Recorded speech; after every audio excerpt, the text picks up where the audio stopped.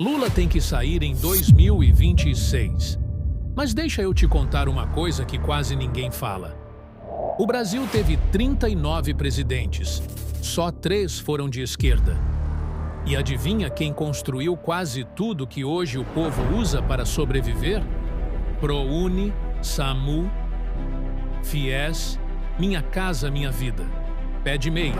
Programas que defenderam a família brasileira, deram dignidade aos pobres. Em tão pouco tempo, apenas 3 presidentes da esquerda fizeram mais pelo povo do que décadas inteiras de outros governos. Talvez o problema não seja a esquerda. Talvez seja admitir quem realmente trabalhou pelo Brasil. E isso não é opinião, é história. São políticas públicas que ainda hoje impactam a vida de milhões de brasileiros todos os dias. Do jovem que entra na faculdade, da família que conquista a casa própria,